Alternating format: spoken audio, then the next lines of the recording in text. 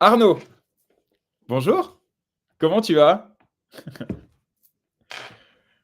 Salut mon frérot, tu m'entends bien? Ouais, alors moi je t'entends bien. Alors je précise pour celles et ceux qui vont nous rejoindre, j'ai eu un problème, mon ordi s'est coupé et quand il s'est rallumé, heureusement, j'ai pas perdu le live, c'est ça le plus important. Par contre, plus possible d'afficher mon visage. Alors bon, pour certains, c'est plutôt une bonne nouvelle, mais voilà, en tout cas, tant que vous m'entendez, c'est le plus important et j'ai pas envie de relancer le live, pour, que ma tête s'affiche. On s'en fiche, vous voyez une belle, Donc en fait, tout ce qu'il y a de vrai a disparu et tout ce qu'il y a de faux, on l'a à l'écran, c'est ça? Laisse-moi croire que ce qui est derrière moi est vrai. Bon, en tout cas, merci beaucoup Arnaud de me rejoindre ce matin pour cet Avec entretien plaisir.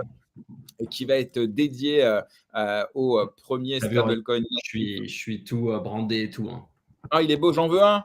Tu connais mon goût pour les hoodies pour les merch. hoodies. J'avais eu la chance d'avoir celui de Drifters à l'époque, que j'ai gardé très longtemps et qui était de très très bonne qualité. Tu l'as Essaye de plus? voir. Non, je l'ai plus. Pour être très honnête, je l'ai offert à ma sœur qui, à chaque fois que je le mettais, me disait qu'elle l'adorait. Donc, je le lui ai offert. Ah, Mais il reste dans ok, la famille. ça va, ça va. Et donc, je disais, ouais, donc essaye de voir si tu peux m'en avoir un, mais ça, c'est un message perso. Je vois dans les commentaires que tout le monde loue ta beauté, Arnaud. Oh. Non! Ah bah si. D'ailleurs, je les affiche, les commentaires. Tu peux pas passer à côté. Alors, bon, on va te présenter rapidement Arnaud. Arnaud, tu es BizDev manager chez Atom et également chez Saul depuis un peu moins d'un an maintenant. Et aujourd'hui, tu es venu pour voilà, nous parler du Hush, qui suscite beaucoup Yes, de questions malgré tous vos efforts de contenu éducatif. Bah, il y a encore des questions. Donc, on va faire c'est un petit normal. point sur le Hush. Alors, d'abord, rapidement, aujourd'hui, il n'y a pas de stablecoin natif sur Multiversix. Il y a l'USDC, il y a, je crois, l'USDT, mais ce sont des actifs qui sont bridgés directement depuis, je crois, Ethereum. Je n'ai pas envie de dire de bêtises, mais forcément, qui dit bridge, dit coût, qui dit limite, dit aussi parfois potentiellement des failles de sécurité. Et donc, forcément, tout le monde attend un stablecoin natif. Et ma question, la première que je vais te poser, c'est pourquoi eh bien, lancer un stablecoin pour Atom sur Multiversix. Alors, on lance un stablecoin pour Multiversix sur Atom. Mais en vrai, tu as fait une intro qui explique beaucoup le pourquoi. Le point de départ, c'est il y a un vrai problème de liquidité en stablecoin sur Multiversix. Et malgré les incentives qui sont déployés pour attirer des stablecoins qui viendraient de l'extérieur, donc comme tu l'as dit, soit d'Ethereum, mais il y a aussi de la BNB Chain. Tu peux bridger aussi de là-bas. D'ailleurs, les fees sont moins élevés, donc utilisez plutôt celui-là. Et bien, malgré toutes les incentives qui ont été mises en place, ça fait quand même plus d'un an qu'on a des incentives à venir déposer de la liquidité en stable sur Atom qui sont exceptionnels en fait. Pour ceux qui utilisent aujourd'hui, qui en profitent, ça fait depuis plus d'un an qu'on est quasiment à plus de 20% de supply APY, donc d'intérêt à venir prêter, déposer de la liquidité en stable sur Atom. Il y a eu des moments où c'était au-dessus de 40% et pourtant la liquidité n'a pas significativement augmenté. Donc ce problème persiste et c'est évidemment un problème pour l'écosystème tout entier. Donc Atom a regardé un peu et fait le pour et le contre et du coup a décidé de lancer USH, comme tu l'as dit, va être le premier stablecoin natif sur Multiversix. Est-ce que tu veux que j'explique ce que ça veut dire natif? D'abord, petite question, est-ce que c'était Ouais. prévu au départ dans la roadmap de Atom, quand ils développent au tout départ leur protocole de lending, borrowing et liquid staking? Est-ce qu'à ce moment-là, ils savent déjà qu'à un moment donné, ils vont se lancer dans un stable, ou est-ce que c'est en se rendant compte que la fondation ne parvient pas et ou ne souhaite pas, j'en ai aucune idée, à faire venir un stablecoin natif qui décide de se lancer là-dessus. Est-ce que ça, tu peux nous dire ou pas? Je ne sais pas. Ouais, alors ce que je peux te dire, c'est que si on remonte au tout début de l'envie de l'équipe Atom de se lancer sur Multiversix, au départ, il n'y avait même pas l'envie de faire du liquid staking. Et c'est ça que je trouve formidable dans cette équipe. Et maintenant, pour être dedans tous les jours, je me rends compte à quel point c'est une équipe qui est entreprenante. On nous pousse à trouver des problèmes parce qu'en fait, on veut résoudre ces problèmes, surtout lorsque ce sont des problèmes qui peuvent créer beaucoup de valeur pour les utilisateurs, pour l'écosystème. Donc, quand Atom a commencé, c'était le lending protocol. Il n'y avait pas non plus de liquid staking prévu sur la roadmap et encore moins de stablecoin prévu sur la roadmap. Le liquid staking est venu assez rapidement parce qu'en fait, on a vu l'explosion du liquid staking dans d'autres écosystèmes. À ce moment-là, Atom, pareil, a pris le taureau par les cornes et l'a développé. Et, Le mot sympa. en ce moment, c'est très. Mais non, mais parce que le logo de Atom, c'est un taureau. Non? Alors, on va pas rentrer là-dedans. C'est quoi d'ailleurs? C'est un taureau, c'est quoi? Tu sais? En fait, il y a une symbolique derrière et on n'arrive pas à la comprendre. Donc, il faut que nos fondateurs nous expliquent un peu parce que l'emblème d'Atom, c'est un griffon. Oui, à l'époque, c'était un espèce de… Ouais, c'est ça, exactement. À l'époque, ça a toujours été un griffon. Mais c'était l'ancien site internet. Depuis, il a été revu. Il y a toujours un griffon? ah ouais, alors maintenant il y a un griffon il faut que tu ailles voir le nouveau. Maintenant, tu as un griffon Ah qui oui, c'est est vrai, je en me 3 rappelle quand tu dimensions et tournes. tout. Ouais, C'est c'est un vrai, délire. quand tu fais tourner le site, tu tombes sur un bête de griffon. C'est vrai, tu as raison. Ouais, parce qu'en fait, au début, il est en œuf. C'est un œuf qui éclot au fur et à mesure des lancements de l'évolution du protocole Atom. Et en fait, le griffon évolue. Et même lorsqu'on lance le booster, par exemple, le booster est symbolisé par une armure sur le griffon. Ah, tu nous montres ça en live, fantastique. Donc voilà, donc là, nous avons un œuf qui est le griffon à l'état embryonnaire. Je vous invite d'ailleurs à cliquer aussi sur… Et quand voilà, donc là, le lending défilé, borrowing. ah ouais, il est beau le griffon. Il est beau. Voilà, l'arrivée du griffon. L'armure, il a le logo du booster sur le torse. Et après, en fait, USH, c'est la ville. Donc ça, c'est le symbole de USH. Et ça, c'est demain. Ok. Bien. Donc effectivement, ok, très clair pour ça, merci. Alors oui, je vais… Voilà. Donc, en gros, j'ai une question. Pourquoi un stablecoin natif? Et d'ailleurs, ça fait écho à une question qu'on a dans les commentaires, qui peut-être tu vas pouvoir répondre aux deux en même temps. Pourquoi un stablecoin natif ferait décoller la blockchain alors que les API élevés aujourd'hui n'y ont pas réussi? Ok, alors il y a deux.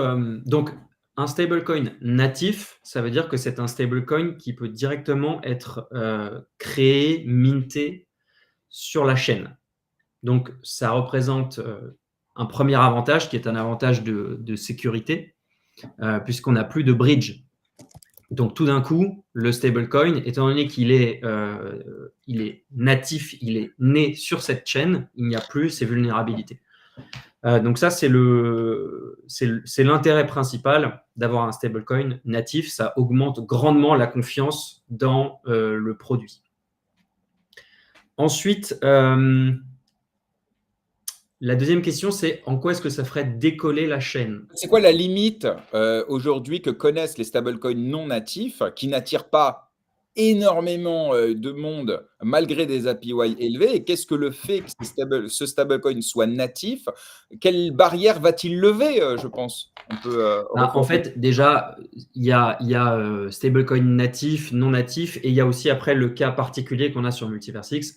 Aujourd'hui, par exemple, pour attirer des investisseurs qui voudraient venir avec des millions en stablecoin sur Multiversix pour investir, pour profiter de la DeFi, en fait, il y a un problème, c'est que les faire venir, c'est pas si compliqué.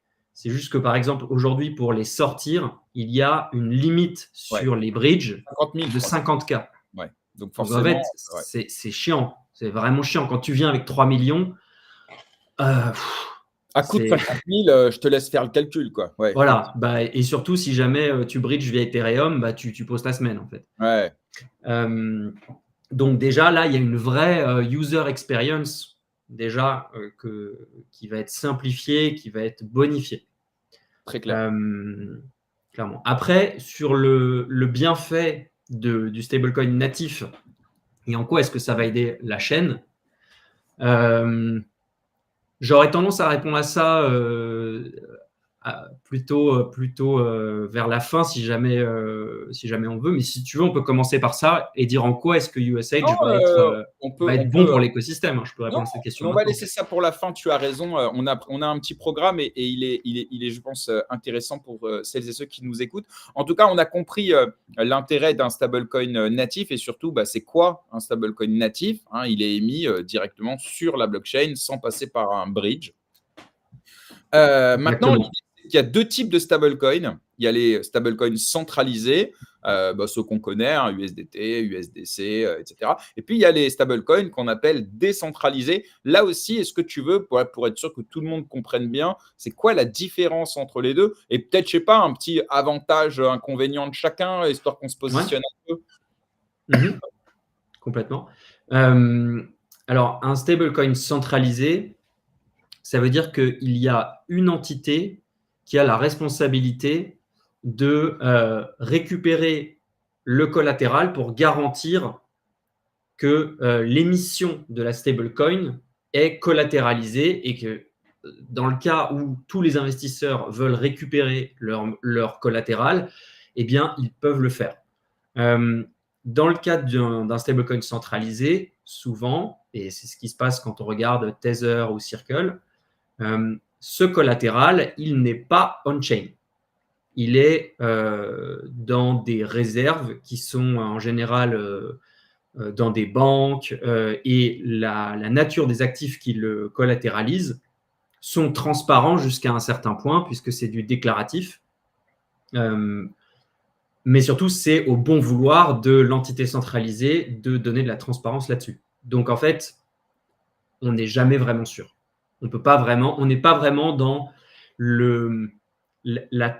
la trustlessness du Web3, ce qui veut dire en gros le fait de ne plus avoir besoin de faire confiance, puisqu'en fait, tout est transparent. Dans le cadre d'un stablecoin décentralisé, toute cette mécanique de collatéralisation, de création de la stablecoin se passe on-chain. Donc, c'est complètement transparent. Et surtout, c'est l'utilisateur qui est à la baguette. C'est-à-dire que dans le cadre de USH, par exemple, pour créer de l'USH, il faut que quelqu'un dépose un collatéral et ensuite fasse l'action de mint de l'USH, de faire cette création monétaire. Et cela, ça se déroule on-chain, donc de manière complètement transparente, d'où le fait qu'on dit que ce soit décentralisé. Transparente et puis aussi, j'ai envie de dire, automatique. C'est-à-dire, il n'y a pas d'action, Exactement. il n'y a pas d'action humaine, il n'y a pas, donc on parlait d'intermédiation, donc ça se fait automatique tant au niveau de l'émission qu'au niveau du burn. Il n'y a pas quelqu'un qui peut dire non, bah vas-y, cette fois-ci on burn pas, ou tiens, non, cette fois-ci on n'émet pas. Et ce côté automatique qui est inhérent au smart contract, hein, c'est-à-dire l'exécution automatique d'une fonction si les conditions sont réunies, c'est ça aussi qui fait la force, j'imagine, de la décentralisation. Tu as complètement raison. Et en fait, je pense qu'on ne se rend pas compte. Moi, j'aime bien attirer l'attention sur cette action. Un stablecoin décentralisé, c'est donner le pouvoir à n'importe qui d'émettre de la monnaie. Moi, je trouve que c'est absolument extraordinaire. En fait, on ne se rend pas compte. On permet à une communauté de devenir une banque centrale. Nous, en tant que communauté, nous avons confiance dans une catégorie d'actifs qui a de la valeur à nos yeux, Bitcoin, Ether, e-gold, Et avec ces actifs, on vient créer une monnaie avec laquelle on peut échanger au quotidien, qui est une monnaie qui est indexée sur le cours du dollar. Et cette monnaie, c'est la monnaie, personne ne peut nous empêcher de la créer. C'est absolument phénoménal quand on y pense. Enfin, moi, ça me fascine. Non, mais je suis d'accord. On a une belle photo de toi, en mais tu es fait, j'ai complètement essayé un truc, mais c'est nul.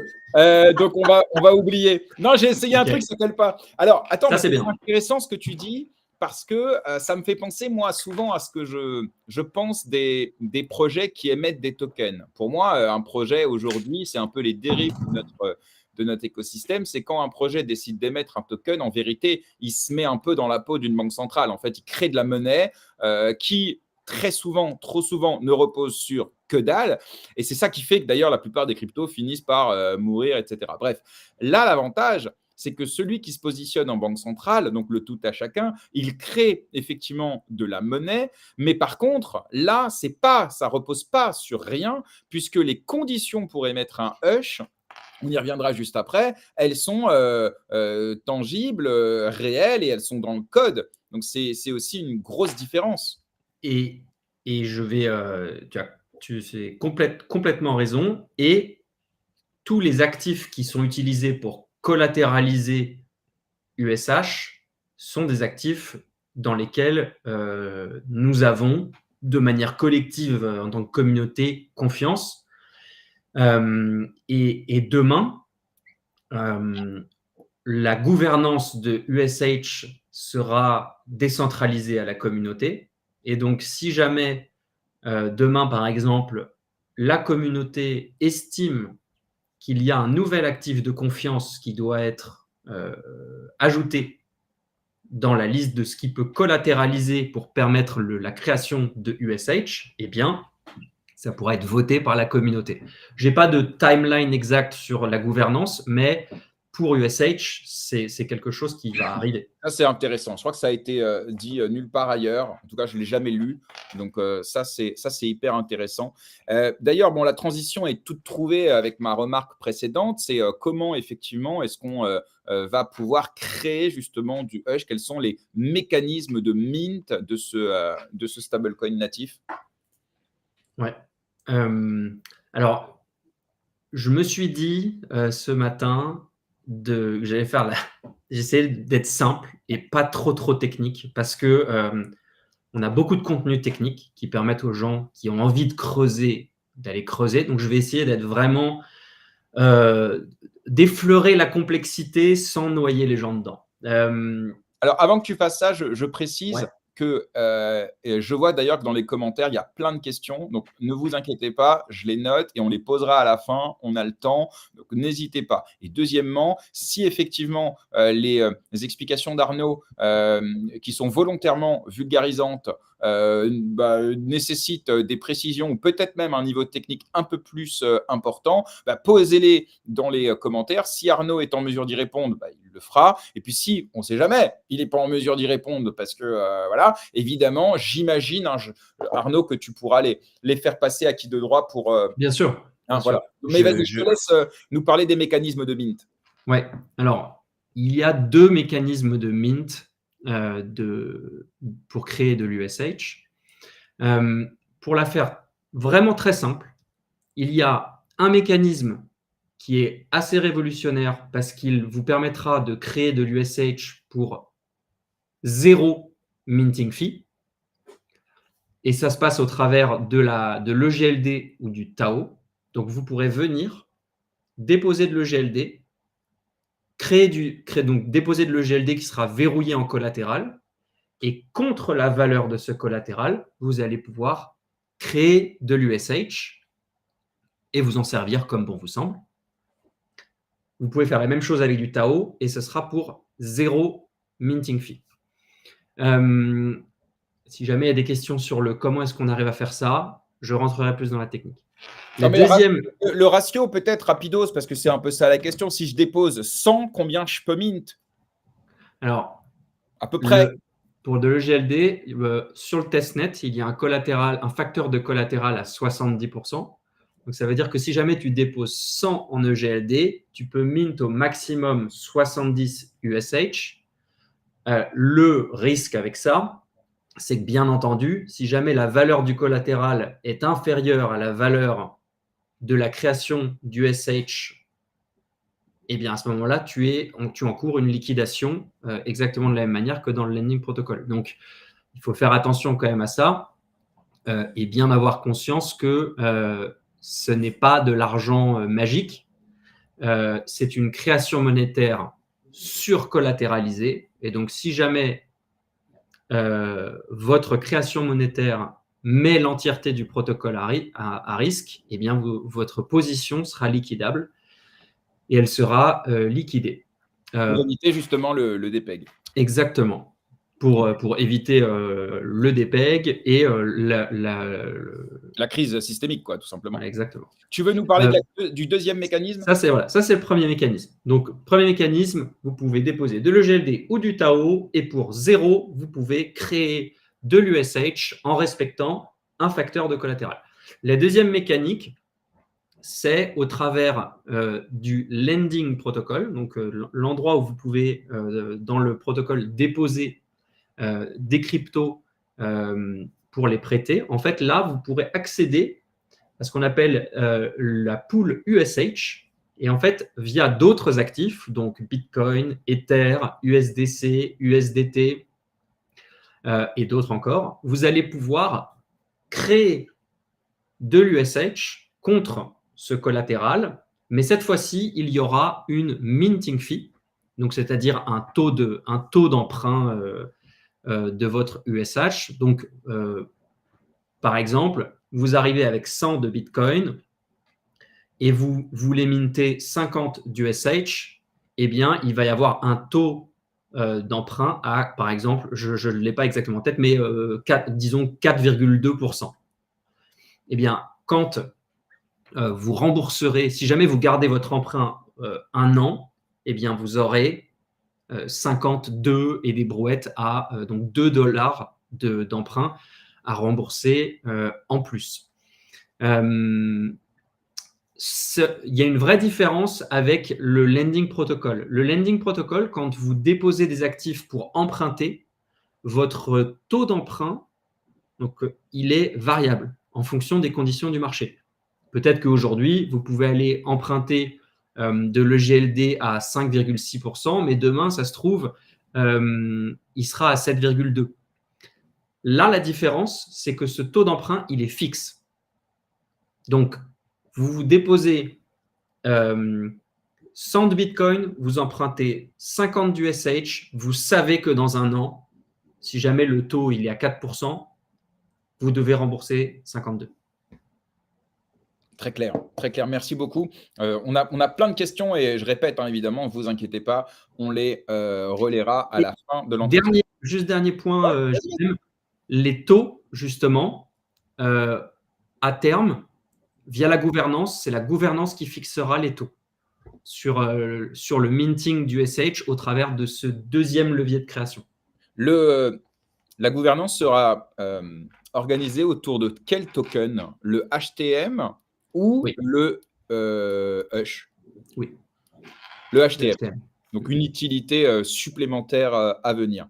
Alors, comment est-ce que, et c'est ça la question qu'évidemment tout le monde se pose quand on parle de stablecoin, quels sont les mécanismes qui vont permettre au Hush de garder son peg avec le dollar? Très concrètement, comment on va s'assurer au niveau algorithmique, puisque c'est un stablecoin algorithmique, que un Hush égale toujours $1 à quelques, disons, millièmes près, comme on peut le voir aujourd'hui avec les stablecoins qu'on connaît. Ouais. Donc déjà, avant de parler et de rentrer là, du coup, il va falloir qu'on rentre un peu dans la technique. Mais avant de parler de ça, c'est important de dire que l'équipe, quand elle s'est mise en tête de créer un stablecoin décentralisé, elle a regardé, elle a fait une espèce d'analyse de marché de tous les stablecoins majeurs et notamment les stablecoins décentralisés comme le DAI, comme le Go de Aave. Et donc, elle est rentrée dans le code pour voir Je suis désolé, ça c'est mon chien qui boit. On fait un petit bulldog. Pocho. C'est un bulldog, donc du coup, il fait beaucoup de bruit. Ça va, on t'entend, t'inquiète pas. Ok. Et donc, l'équipe s'est inspirée de ces réussites et évidemment, comme d'hab, a ajouté dans USH quelques petits twists pour permettre de pousser encore l'innovation autour de ce stablecoin décentralisé. Donc maintenant, pour rentrer un peu techniquement dans comment est-ce que USH va garder son PEG. Donc tu l'as dit, hein, le PEG, c'est le fait de garder le fait d'être indexé sur sa valeur sur le dollar. Donc il y a deux mécanismes principaux. Un mécanisme, j'ai vu Pierrot de Globiz parler de soft PEG et de hard. Des poussettes. Des poussettes. Non, pardon, tu as raison. Je crois que c'est Pierrot. Hein. Tu as raison, autant pour moi. Voilà. En fait, il y a deux mécanismes. Il y a un mécanisme qui est actif tout le temps, qui s'appelle l'arbitrage. Donc en fait, l'arbitrage est un mécanisme qui fait que sur le protocole Atom, USH égale à 1 $. Tout le temps. Donc si jamais USH, sa valeur monte au-dessus de 1 $, eh bien, ça veut dire que les gens qui les gens ont intérêt, le user a intérêt à aller sur Atom, à mint de l'USH et à aller le vendre sur HSwap, par exemple. Puisque du coup, il va pouvoir profiter de la différence de prix. En faisant ça, il va augmenter la supply de USH et en vendant, ça va rabaisser le prix naturellement à 1. Dans le sens inverse, si jamais USH dépègue en dessous de sa valeur de 1 $, eh bien, ça veut dire que les users ont intérêt à rembourser leur emprunt de USH sur Atom, puisque ils le rembourseront pour moins cher. Donc, par exemple, si jamais j'ai créé 100 $ de USH, mais il y a un dépeg à 0,99, eh bien, je peux aller acheter 100 USH sur HSwap pour 99 $, rembourser mon emprunt sur Atom et je garde les autres 100 USH, mais en fait, j'ai gagné 1 $. En faisant ça, en fait, on va aller retirer de la supply de USH qui est sur le marché et en la ramenant dans le lending protocol pour rembourser des emprunts, eh bien, le protocole va brûler de la supply de USH et donc la rarifier et naturellement pousser le prix vers le PEG. Donc ça, c'est le premier mécanisme qui est le mécanisme doux, qui est tout le temps actif. Est-ce que c'était clair? Ouais, moi je trouve ça très clair. De toute façon, s'il y a des questions, n'hésitez pas à les poser dans les commentaires. Ouais. Mitrailler, pas de souci. Le deuxième mécanisme, qui lui n'est pas tout le temps actif, mais se déclenche lorsqu'il y a un dépeg dur, donc un dépeg significatif, c'est ce qu'on appelle la rédemption. Donc là, lorsque la rédemption s'active, le protocole va permettre à des utilisateurs, à n'importe quel utilisateur, de venir rembourser des créations, des emprunts de USH sur le protocole pour rarifier la supply. Donc en fait, on va rembourser la création monétaire de quelqu'un.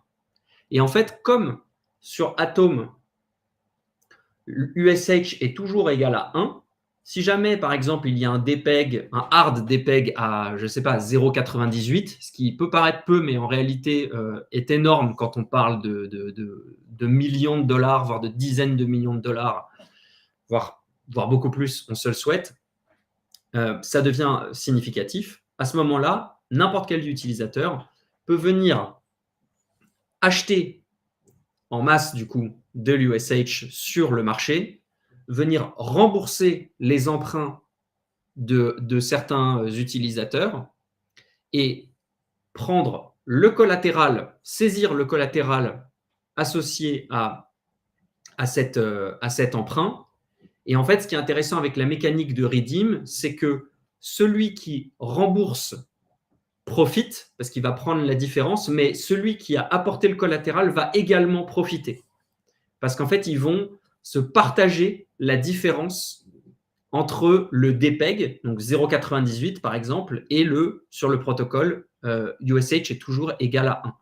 Donc en fait, grâce à cette mécanique, on ne sanctionne pas la personne qui a fait sa création monétaire d'USH, puisqu'il va quand même garder son emprunt, il va garder les USH qu'il a empruntés. Quelqu'un va venir rembourser son emprunt, mais lui, il va garder ses USH. Par contre, son collatéral va être saisi, mais la différence entre le hard DPEG et 1, eh bien, ça va être partagé entre la personne qui vient exécuter la rédemption et la personne qui a fait la création monétaire.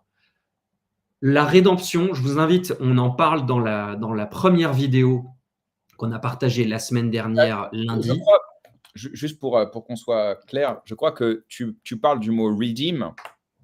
Oui. Et je ne sais pas si en français on le traduit par rédemption, Si. mais on parlera de… Si? Ouais. Ok.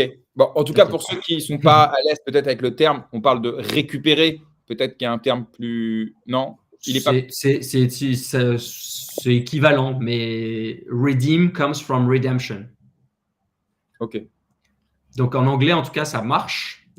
C'est vrai qu'en français, il est plutôt associé à la religion ou le fait de se racheter, mais sans doute… Ah non, toi tu parles de se repentir. Ah non, rédemption, fait de racheter, de se racheter au sens religieux et moral.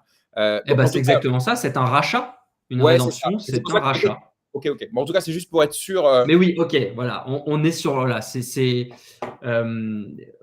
on est sur cette mécanique de venir racheter la dette, enfin de venir rembourser la création monétaire de quelqu'un d'autre. Okay. Et la mécanique de rédemption c'est pas facile à expliquer. Honnêtement, on est là sur une mécanique qui est très technique, mais qui est absolument brillante dans son modèle.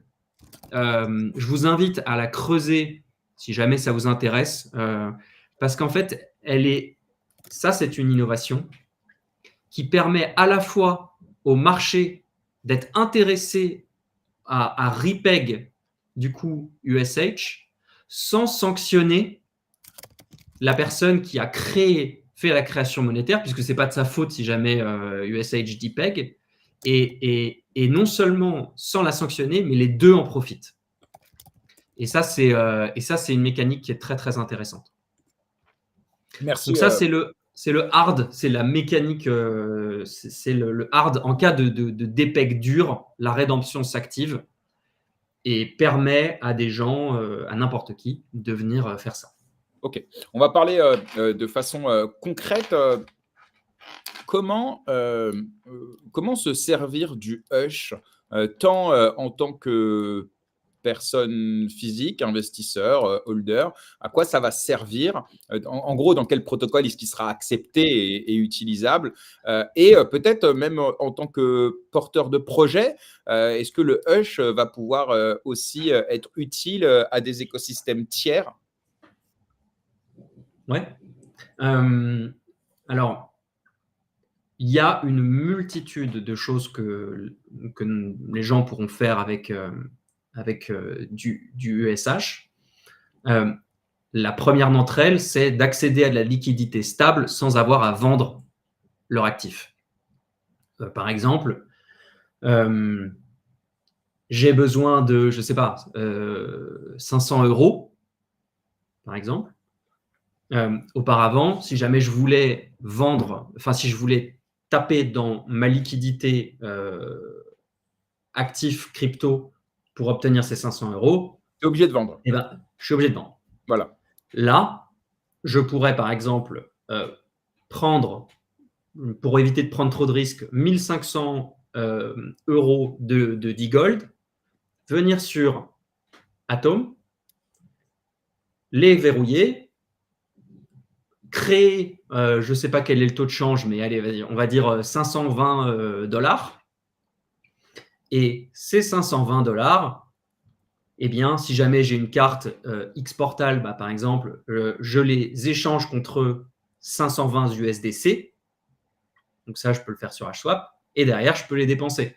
Si jamais je veux les envoyer sur un autre compte en banque, eh bien, je les transforme ces 520 USH en 520 USDC.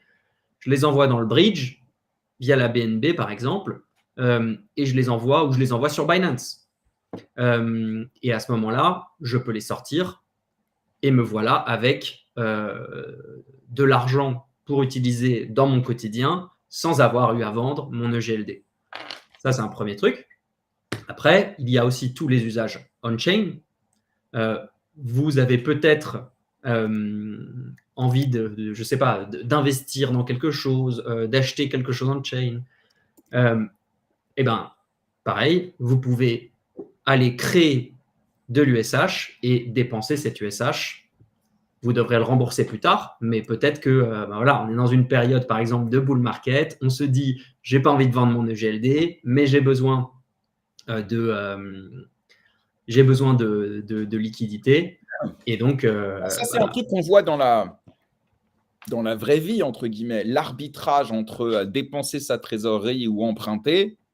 Et là, en fait, c'est les taux en général qui font le choix d'un agent économique. Et donc là, effectivement, on aura le choix, alors qu'on ne l'avait pas avant. Après, je ne sais pas quel est le meilleur, ça dépendra sans doute des conjonctures, entre soit effectivement vendre ses actifs définitivement, soit effectivement utiliser ce procédé. Donc, c'est ce choix, en fait, qui a énormément de valeur.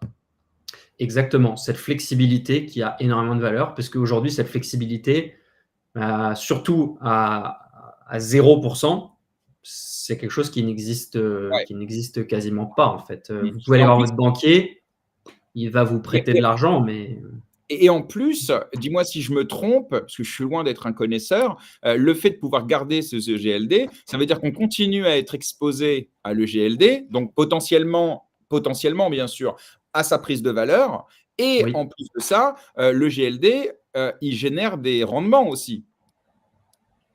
Alors, dans le cadre, et c'est là, donc là, tu me contrains à aller dans la technique sur le pourquoi est-ce qu'on peut faire une création monétaire de USH au travers de l'EGLD à 0%.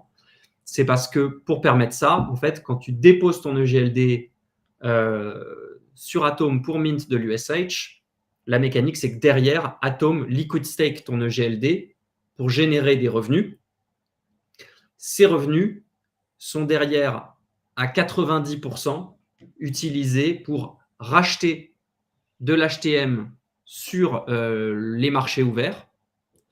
Et cet HTM-là est distribué en incentive dans le protocole. Mais ça, c'est énorme. C'est énorme parce que ça crée une pression acheteuse constante. Donc ça, pour les détenteurs de HTM, bah, on kiffe. En plus, enfin, je dis on, les détenteurs.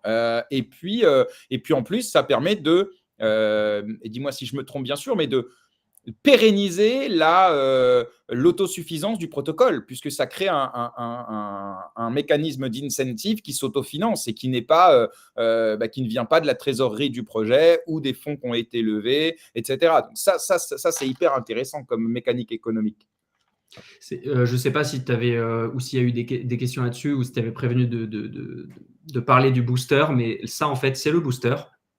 Donc, le booster, c'est un produit qui a été lancé sur Atom. Pareil, c'était une innovation qui n'était pas prévue au départ et qui, en fait, vient aligner les intérêts de toutes les personnes qui interagissent avec le HTM en lui donnant une utilité en lien direct avec l'activité du protocole.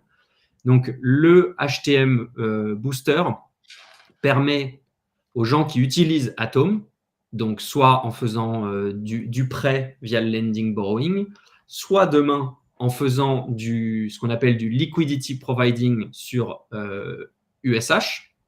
Donc, tous les gens qui vont venir créer du USH Et ensuite, et ça c'est l'autre utilité dont on parlait, ensuite venir créer une paire de liquidités USH-USDC, USH-EGLD par exemple.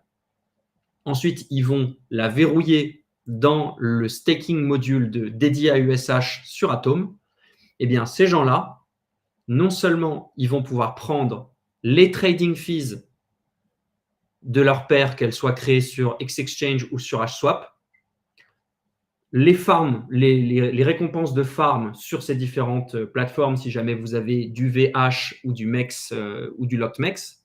Mais en plus de ça, ils vont venir toucher des récompenses additionnelles sur Atom au travers du booster. Et puis Et donc surtout, ça, les pools ouais. qui seront désormais créés avec du Hush permettront peut-être aussi de décorréler les tokens, les ESDT, on va dire, du cours de l'EGLD. Ouais, alors ça, c'est un autre bienfait qui est un peu technique, mais tu m'y invites. Alors, je vais rentrer dedans parce que c'est à mon sens, on avait cette question au début, comment est-ce que USH va aider la chaîne? Il n'y a pas de bouton magique, hein. C'est pas parce que tout d'un coup, il y a une stablecoin centralisée, boum, Multiversix va Moi, recevoir. j'avais fait un levier 100 sur EGLD, t'es sûr? Bah, tu aurais dû faire un levier 100 sur USH, mon pote. Ah mince. Il n'y a pas de bouton magique. Par contre, ce qu'il y a, c'est un outil qui est extraordinaire pour faire plusieurs choses, dont une que tu viens de toucher du doigt. Aujourd'hui, tout passe par l'e-gold. Tout est corrélé à l'e-gold. Donc, ça pose plusieurs problèmes. Premier problème, la seule route de sortie quand vous voulez sortir de l'argent de Multiversix, prendre des profits, etc., passe systématiquement par l'e-gold. Si jamais demain vous avez, par exemple, je ne sais pas, du HTM, du TADA, du BI, et que vous voulez prendre de l'argent, vous vendez votre BI, vous vendrez votre HTM. À la fin, si jamais vous voulez sortir en USDC, ça va forcément venir sur la paire de liquidités e-gold USDC. Donc en fait, à la fin, c'est toujours l'e-gold qui trinque. Quand l'e-gold trinque, vous pouvez regarder les 15 premières paires de liquidités sur XExchange, qui sont les plus grosses de l'écosystème. Ce sont que des paires sur l'e-gold. E-gold USDC, e-gold MEX, e-gold, e-gold, e-gold, e-gold, e-gold. Donc quand l'e-gold trinque, il tire, et donc il descend. Et en fait, les mécanismes de paire de liquidité, c'est que si jamais l'e-gold descend, et ben en fait, il fait descendre la valeur de la paire. Donc du coup, tous les tokens de l'écosystème descendent. Donc là, on a avec USH une solution pour faire deux choses qui sont, à mon sens, fondamentales pour le bien à la fois des projets qui sont sur l'écosystème, mais aussi de l'écosystème tout entier, parce que pour les détenteurs de l'e-gold. Et ça, c'est le fait de créer une route alternative pour sortir la liquidité quand on veut vendre. Et en fait, pour ça, il faut créer des paires de liquidités qui sont indexées sur un stablecoin de A à Z. C'est-à-dire que, par exemple, demain, il va y avoir une paire de liquidités HTM USH. Mais elle n'a d'intérêt, cette paire, pour bénéficier plus qu'à Atom, mais aussi bénéficier à l'écosystème, que si jamais on fait toute la chaîne jusqu'à la fin qui est USH USDC. Parce que du coup, à ce moment-là, quand je vends mon HTM pour de l'USDC, ce qui va se passer derrière dans l'agrégateur d'HSwap ou de XExchange, c'est que ça va faire HTM USH, USH USDC. Et non plus HTM eGold, eGold USDC. Et à ce moment-là, on crée une route où, on décorrèle le token HTM ou BI ou TADA ou tous les autres de l'eGold. Donc, on permet à ces tokens de se créer leur propre marché, plus stable, où ils sont moins dépendants de l'eGold. Et on permet aussi à l'eGold de ne plus avoir cette pression vendeuse constante lorsque les gens veulent sortir de leur crypto. Et ça, c'est un bienfait énorme pour l'écosystème tout entier, à la fois pour eGold, parce que du coup, on va enlever de la pression vendeuse sur l'eGold, Et aussi pour les projets, puisqu'on va leur permettre, s'ils le souhaitent, bien sûr, il faut que les communautés derrière les projets, les porteurs de projets s'en rendent compte, et on va aussi aller vers eux pour leur expliquer. Mais il faut qu'ils le fassent par eux-mêmes pour venir créer ces paires de liquidités qui va permettre à leur token de se décorréler du prix, de l'action de prix de Leagold pour pouvoir se créer leur propre marché. Merci beaucoup Arnaud. Alors il y a beaucoup de questions dans les commentaires. Alors même si on déborde un petit peu, en fait, c'est pas très grave. Qui nous aime nous suive. D'abord, tu as déjà évidemment commencé un peu à répondre à la question, mais au-delà de cela, qui va aider évidemment l'écosystème Multiversix en réduisant la pression vendeuse, est-ce que tu vois d'autres sources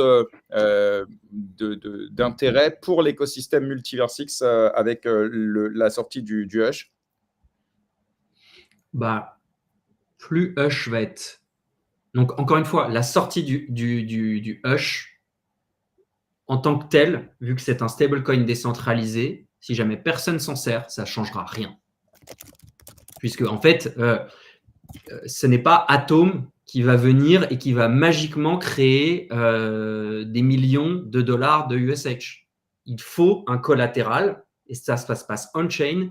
Ce sont les utilisateurs, ce sont les projets, etc., qui viendront créer du USH pour en faire en sorte que ce soit un token stable qui soit utilisé. De ce point de vue-là, si c'est le cas, et on va tout faire pour que ce soit le cas, eh bien, à chaque fois que quelqu'un va venir verrouiller de l'e-gold dans le protocole, c'est de la TVL.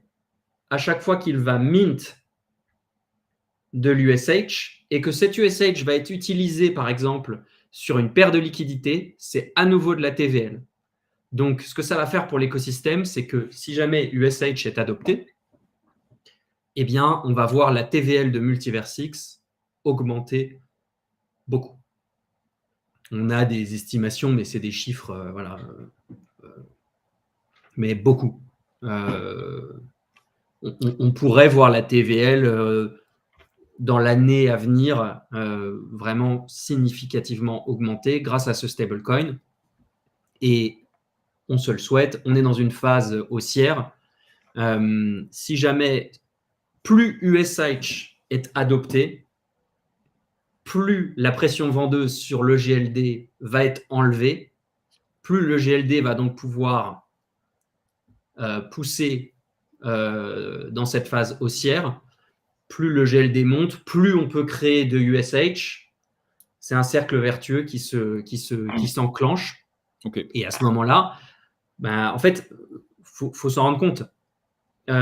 Les investisseurs, les gros investisseurs sérieux, les builders qui sont très ambitieux, quand ils regardent une chain pour où aller bâtir, ils regardent en fait des indicateurs qui sont des indicateurs clés de est-ce que cet écosystème est porteur. L'un des premiers indicateurs les plus importants, c'est la TVL de l'écosystème.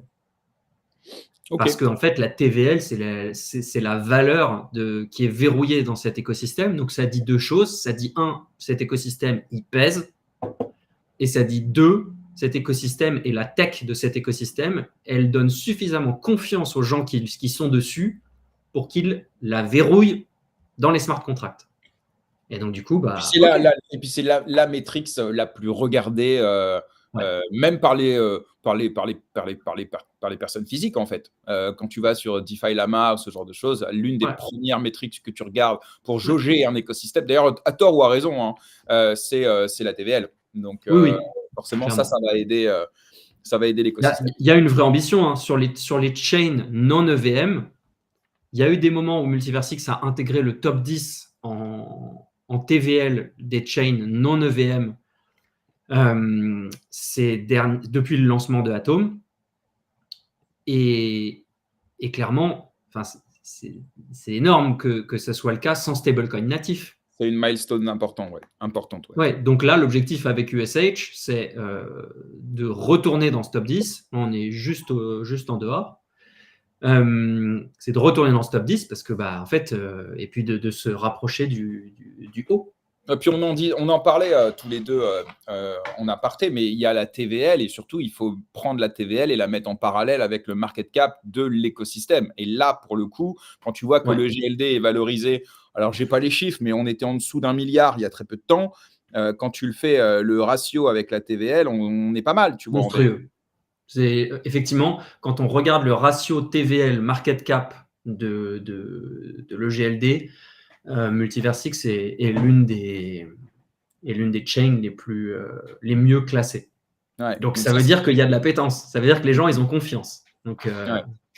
Et pourtant, on a un niveau d'éducation lié à la DeFi qui est encore, je trouve, encore faible dans la communauté. Il doit y avoir peut-être, je sais pas, 5-10% des utilisateurs de Multiversix qui connaissent et utilisent les outils DeFi. Donc, le potentiel, là aussi, est important. Énorme. En fait, on a des gens, les whales, comme on peut les appeler, de l'écosystème, sont éduqués. Et donc, la réalité, c'est qu'ils utilisent les outils DeFi. C'est pour ça qu'on a un super bon ratio. Mais il y a une énorme part de, si on peut appeler ça l'épargne, les fonds on-chain, qui ne sont effectivement pas en train de travailler dans des protocoles DeFi. Je crois que c'est ce matin, j'en parlais avec Crypto Jones, je le balance, mais il me dit, on aime beaucoup ici. Ouais. Il me disait qu'il était content parce qu'il commençait à maîtriser un peu mieux le protocole Atom et qu'il en était fier. Et je lui disais, moi, j'ai eu plusieurs moments qui sont des moments forts pour moi en tant qu'utilisateur de blockchain. Mais 2 des plus forts, c'est me rendre compte qu'en fait, j'ai vraiment le contrôle sur mes fonds. Ça, c'est incroyable. Et 2, c'est le moment où je deviens le maître, l'architecte de ma stratégie financière. Et alors, ça demande un peu de travail. Mais en vrai, ça se fait très bien.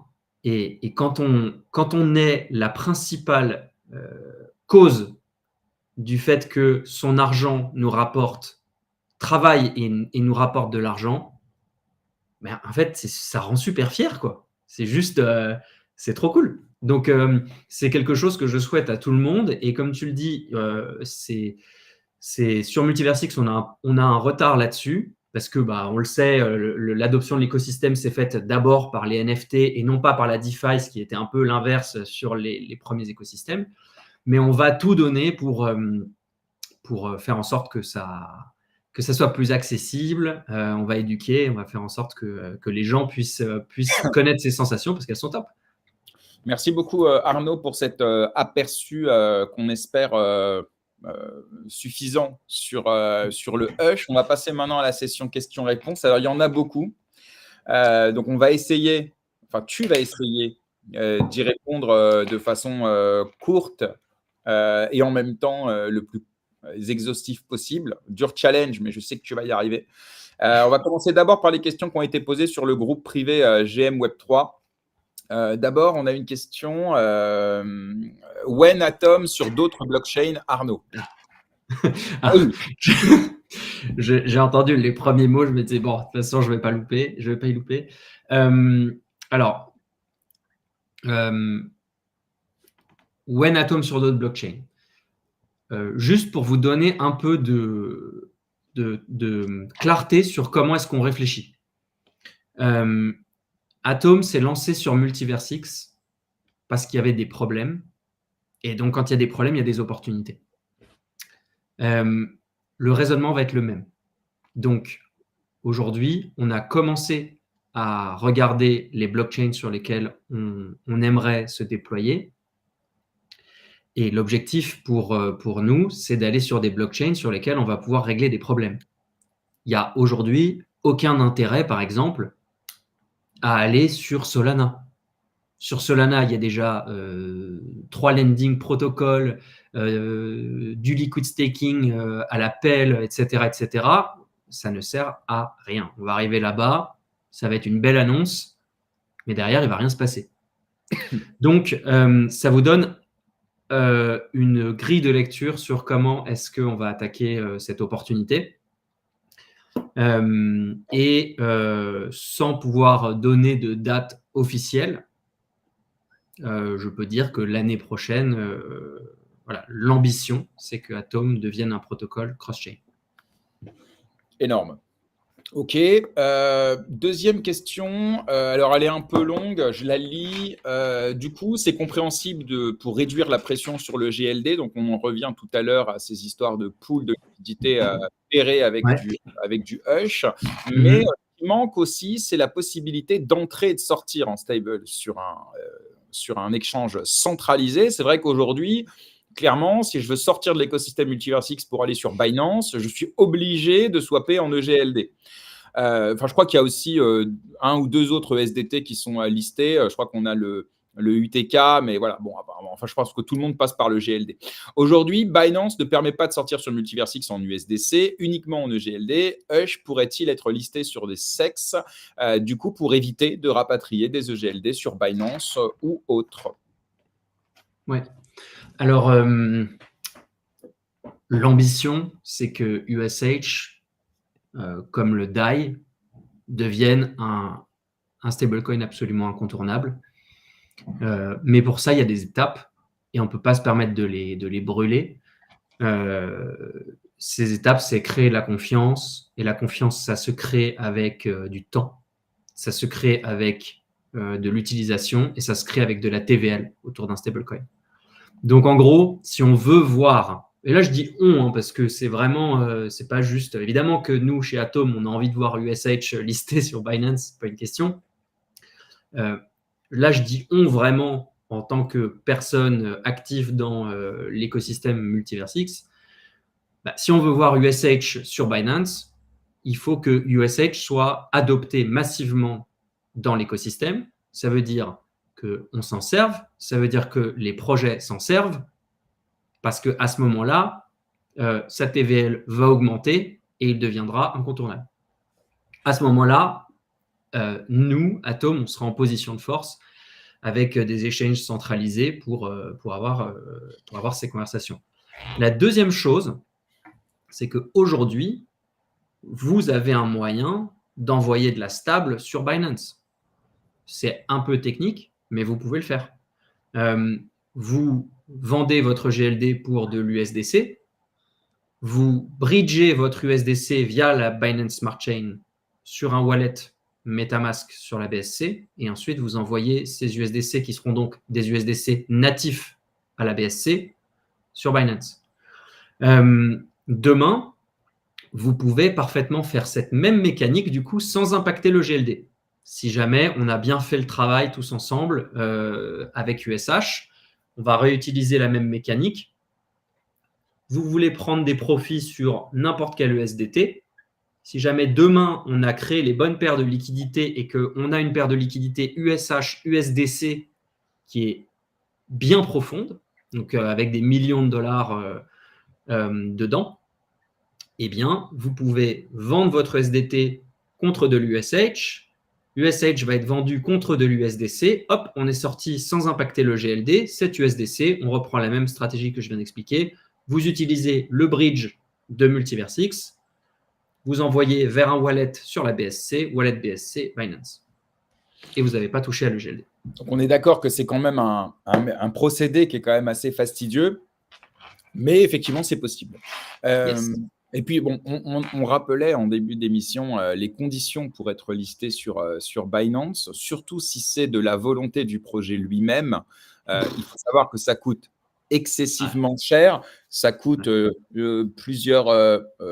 jusqu'à 15% des tokens, en comptant les frais de listing, la liquidité, les frais de marketing, auxquels s'ajoute aussi l'obligation d'acheter du BNB pour le staker. Donc tout ça coûte un argent monstrueux qui ne représente finalement qu'une pression vendeuse latente et qui sert finalement assez peu le projet, surtout si lorsqu'il est listé sur Binance, il est très peu utilisé, puisque Binance se réserve le droit à tout moment de délister et évidemment, il ne rembourse pas les frais. Donc il faut évidemment être rationnel dans son choix de listing. On va passer à une autre question. When, le mainnet, là je rappelle, hein, on est évidemment sur une phase de testnet et tu nous avais dit lors d'une précédente intervention qu'il y aurait 3 phases. Est-ce que tu peux nous rappeler ça, nous donner peut-être si tu as des dates? J'ajoute à cela une autre question. Quid des retours d'expérience du testnet? Comme ça fait une question complète sur les phases de lancement du Hush. Très bien. Alors, sur la question when, je ne vais pas tourner autour du pot, comme ça sera clair. Je ne peux pas donner de date finale de lancement parce que il y a des facteurs qu'on ne contrôle pas. Les facteurs qu'on ne contrôle pas, ce sont le test technique de la solution. Et donc ça, on a besoin d'avoir la solution sur le DevNet qui est testée tous les jours pendant un moment qui est non compressible parce qu'on veut justement avoir des retours de la communauté. Si jamais il y a une chose sur laquelle Atom ne s'est jamais fait bully et ne s'est jamais laissé bully, c'est la sécurité pour lancer plus vite. Atom, et moi, c'est un truc que je trouve, que je découvre au quotidien, aussi dans les réunions qu'on peut avoir avec la tech team, quand il y a des choix. C'est quelque chose que je trouve très important, et je suis important parce que je suis en accord avec ça, mais c'est que le leadership de Atom, qui prend les décisions finales, si jamais on en arrive à la fin à ça prend combien de temps pour être sécurisé, et à la fin, c'est toujours OK, on prend le temps. Il n'y a jamais de ah ouais, mais là, c'est important, ça fait tant de temps que la communauté attend. Non, s'il y a un doute, si jamais il y a une possibilité de rendre la chose plus secure, et je ne dis pas ça pour rassurer, etc., c'est de la pure transparence sur les process. La décision prise à la fin est toujours constante, toujours OK, on pousse plus, OK, on essaye de creuser plus pour comprendre comment est-ce qu'on pourrait rendre plus ça plus safe. Est-ce que tu penses qu'il va sortir avant la fin de l'année?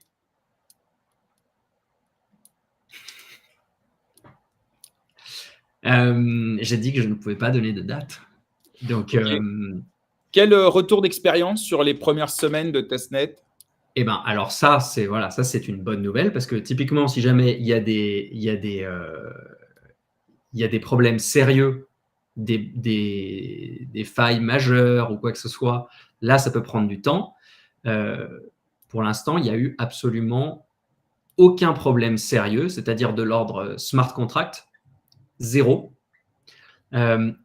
Uniquement des retours sur le design, des moyens d'améliorer mieux l'expérience d'utilisation. Et donc ça, c'est implémenté en continu. Mais pour l'instant, tout se passe à merveille. Voilà. Donc, dans l'optique de pouvoir déployer le plus rapidement sur le mainnet en public accessible à tout le monde, eh bien, la phase incompressible de test technique se passe très bien. OK. On va essayer de faire un peu plus court sur les prochaines questions, si c'est possible. Sinon, il y a une phase, tu m'as demandé les 3 phases, et il y a une phase qui est très importante sur laquelle j'aimerais toucher, et qui est incompressible aussi. C'est la phase de liquidity bootstrap, ce qu'on appelle. C'est en fait, on a aujourd'hui, on va entamer, une fois que la phase de test sera terminée, une phase où le protocole sera déployé sur le mainnet, mais personne ne pourra s'en servir, à part des adresses qui seront whitelistées pour venir déposer de la liquidité dans le protocole pour créer de la confiance. La manière dont Atom a toujours fonctionné depuis le début, ça a été pareil sur le lending protocol. C'est pour faire en sorte que la communauté ait envie d'utiliser la solution, et ben en fait, avant l'ouverture des portes, Atom avait déjà, au travers de builders de l'écosystème, de la fondation qui soutient, de core développeurs de Multiversix, de personnes qui sont des core supporters de l'écosystème et qui ont de la liquidité, eh bien, ces personnes viennent déposer en amont pour créer de la confiance. Donc, par exemple, sur le lending protocol, c'était de mémoire 23 à 25 millions de liquidités qui ont été déposées. Du coup, la communauté s'est dit, OK, ça a l'air de tenir le coup, c'est stable, c'est fiable. Et du coup, dans les 3 jours d'après, la TVL du protocole avait atteint 90 millions. On va faire pareil. Et cette phase-là, elle est incompressible, elle dure 1 mois. Donc, voilà, ça vous donne des infos sur potentielle date de lancement. Il y a la phase de test technique, puis cette phase incompressible d'1 mois dans laquelle, en fait, on va venir augmenter la liquidité du protocole pour USH. Et ensuite, une fois que ce mois sera terminé, on pourra ouvrir les portes. Ok. Parlons marketing un petit peu. Question, il faudra quand même attirer et faire connaître le faire savoir de Atom. MVX n'ayant pas de momentum, il faut une campagne marketing et peut-être un partenariat stratégique. Autrement dit, le marketing de Multiversix pour l'instant est un peu léger. Comment Atom va eh bien, faire en sorte de se faire connaître par lui-même, finalement? Bah, écoutez, moi là-dessus, pour le coup, je suis plutôt très impliqué dans la stratégie marketing de lancement du USH. Je n'ai jamais considéré que Atom, que Multiversix devait faire notre marketing pour nous acquérir des utilisateurs. Pour moi, le job de Multiversix, c'est d'avoir une infrastructure qui est ultra sécurisée pour nous permettre de construire le meilleur lending protocol de tous les écosystèmes blockchain. Si jamais c'est le cas, derrière, on sera dans les meilleures dispositions, nous, builders, pour construire ce protocole et aller chercher les utilisateurs dont nous avons envie. Donc, aujourd'hui, il faut se rendre compte d'une chose. Nous, c'est incroyable de se dire qu'on va avoir un stablecoin natif sur Multiversix. Si jamais on va marketer en dehors de Multiversix, il y a une stablecoin sur Multiversix, la grande majorité des gens, c'est tu découvres la lumière, quoi. Tu découvres le feu. Ok, super, bravo. C'est pas avec ça qu'on va attirer les gens. On va attirer les gens avec des opportunités, en tout cas des investisseurs, avec des opportunités de yield. Et donc pour ça, une fois que USH sera lancé, une fois que USH sera stable et qu'on verra les opportunités de yield qu'il y a, eh ben, on pourra commencer à aller targeter, si je puis dire, toucher des gens qui pourraient avoir envie de capturer ces opportunités. Aujourd'hui, l'objectif pour nous, pour que USH soit un succès, c'est que les utilisateurs, les projets qui sont sur Multiversix utilisent USH. Si jamais ça, déjà, c'est pas le cas, c'est pas aller attirer des gens de l'extérieur qui Ouais. Il faut y aller par cercle concentrique, quoi. On commence d'abord à la maison avant d'aller voir les voisins et avant d'aller voir la ville d'à côté et enfin peut-être les pays autour. Ok. Est-ce que ça y aura un avantage pour l'extension EVM multi-chain? Je m'explique, là, l'interopérabilité de Multiversix est encore légère avec les sovereign chains, avec Axelar, Layer 0, toutes ces couches qui vont permettre à Multiversix d'être interopérable, notamment avec les EVM. Comment vous vous positionnez là-dessus? Quelles sont vos ambitions d'interopérabilité chez Atom? Là, on sort complètement de USH, on est d'accord. USH, ça revient à la question à laquelle tu as déjà répondu sur le cross-chain, mais il y a deux solutions. Soit on décide de minter une partie de la supply sur une autre chain, et là, ça rend le token cross-chain, dual-chain par défaut. Soit effectivement, c'est la possibilité de faire passer le hash sur une autre blockchain grâce à ces couches d'interopérabilité. Donc, si ça peut toucher Hush aussi potentiellement. Ok. De manière très claire et sans prendre trop de temps, parce que c'est une question sur laquelle on pourrait vraiment partir. L'interopérabilité, c'est l'une des prochaines réalités qui va toucher l'entièreté de l'écosystème blockchain. On en a également la conviction chez Atom. Et c'est pourquoi c'est important d'avoir si je puis dire, des maisons dans plusieurs pays différents. C'est pour ça qu'on veut déployer Atom en cross-chain, parce que c'est important de pouvoir déployer notre expertise, mais l'interopérabilité est une vraie opportunité pour faciliter la vie de n'importe quel utilisateur qui voudrait saisir des opportunités sur une autre chain que celle sur laquelle il est actuellement. Et donc, pour ça, évidemment, si jamais Multiversix devient plus interopérable, en gros, qu'on facilite les connexions entre plusieurs écosystèmes, eh bien, si jamais demain, on a les meilleurs yields sur Atom, je ne vous fais pas un dessin, on va plus rapidement et plus facilement attirer d'autres personnes qui viendront en profiter. Ok. Autre question, est-ce qu'il y a un objectif de Mint? Évidemment, ça va dépendre de la demande, mais est-ce qu'il y a des objectifs, soit de Mint initial, de Bootstrap, soit, je ne sais pas moi, dans les prochains mois, vous aimeriez atteindre un market cap de combien pour le Hush, pour voilà, déterminer si le Hush est adopté ou pas?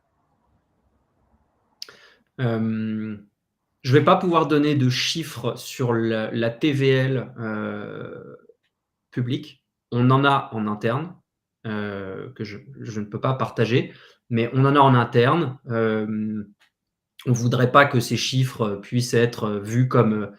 on est extrêmement ambitieux, donc à chaque fois, on essaye de se dire, OK, il faut qu'on essaie d'aller avoir ce chiffre-là parce que ça rendra la solution extrêmement tangible et les gens auront confiance parce qu'ils verront ça. Mais la réalité, c'est que en dessous, ça sera aussi très bien. Donc, on ne veut pas que ça soit Effet de seuil, quoi. que ça joue contre l'intérêt de USH.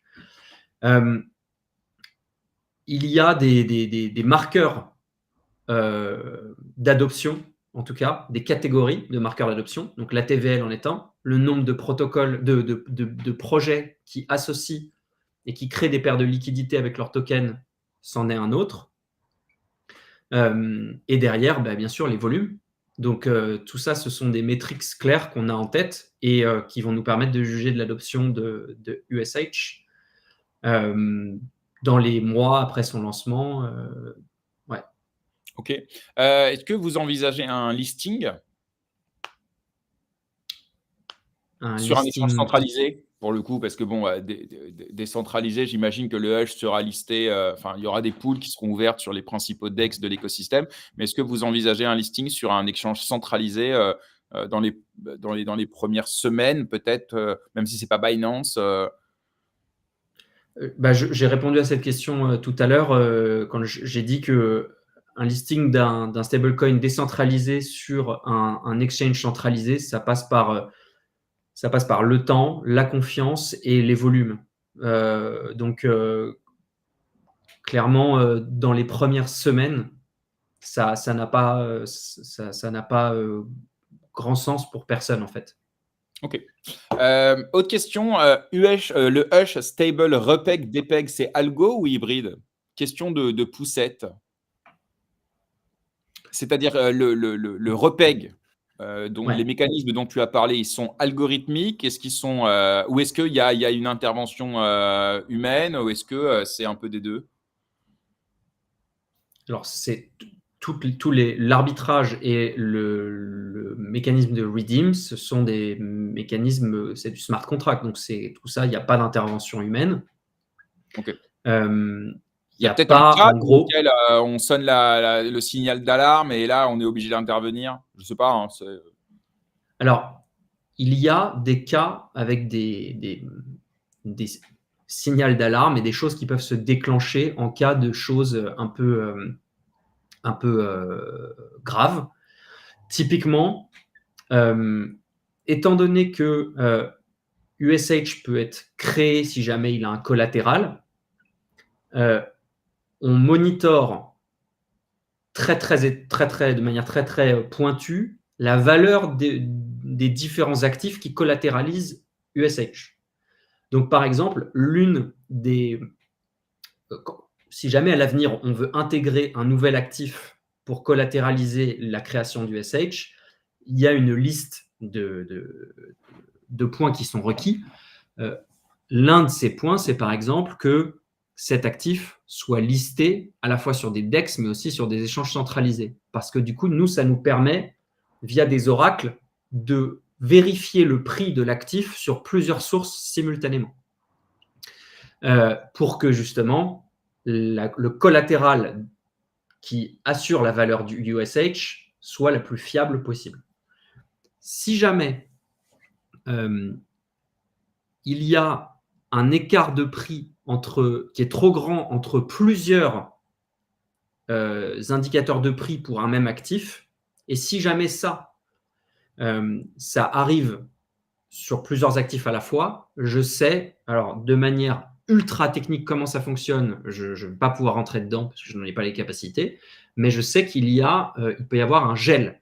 C'est-à-dire que il y a une espèce de safe system qui permet de se dire, OK, il y a un risque de manipulation, il y a un risque systémique, parce que, par exemple, le GLD, il a 5 sources de prix différents sur plusieurs exchanges différents, et donc à ce moment-là, on peut geler le protocole pour éviter qu'il y ait des manipulations. OK. Je n'ai jamais entendu parler, et donc je vais avoir envie d'avancer qu'il n'y a pas de bouton où une intervention humaine puisse dire « Ah tiens, le prix de l'USH, on le remonte, on le descend ». USH est toujours égal à 1 sur Atom. Toujours. C'est comme ça qu'en fait, on permet l'arbitrage et le redeem.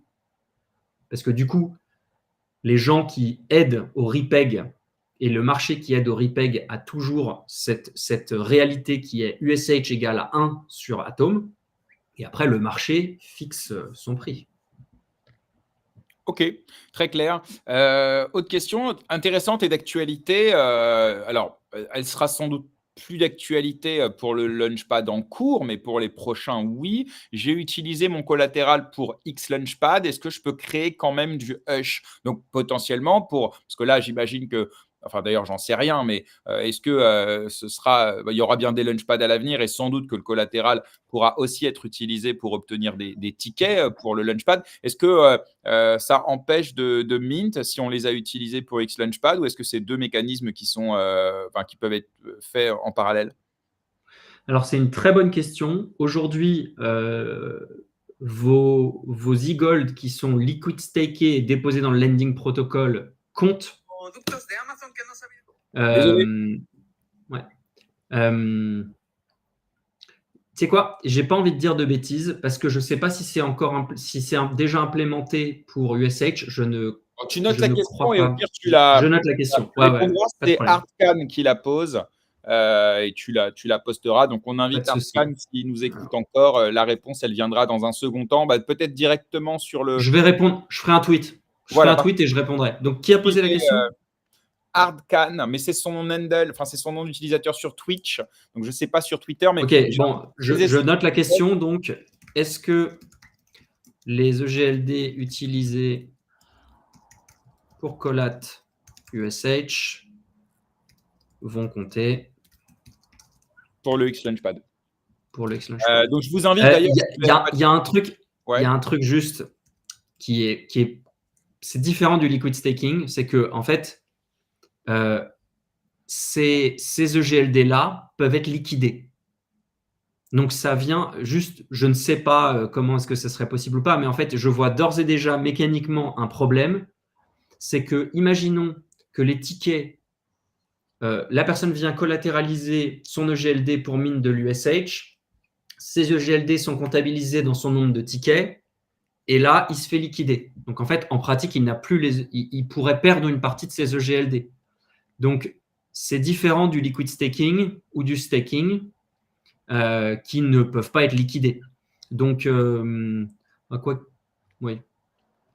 Et c'est pour ça, en fait, la vraie question, c'est, et je vais aller chercher la réponse, c'est est-ce que les EGLD qui sont liquid stakés et déposés dans le protocole comptent ou pas? Parce que c'est la même mécanique. Si jamais la personne derrière, elle place un emprunt et qu'elle se fait liquider, elle peut perdre son collatéral. Donc, je crois, de mémoire, avoir entendu Ahmed dire que on peut liquid staker, mais derrière, il faut aller les déposer quelque part. Je vais aller chercher la réponse. Bon, tu nous diras, et j'invite toutes celles et ceux qui nous écoutent à suivre Arnaud sur son compte Twitter. C'est Arnaud, ARNO, _Web3. Je le mettrai évidemment en description de la vidéo sur YouTube.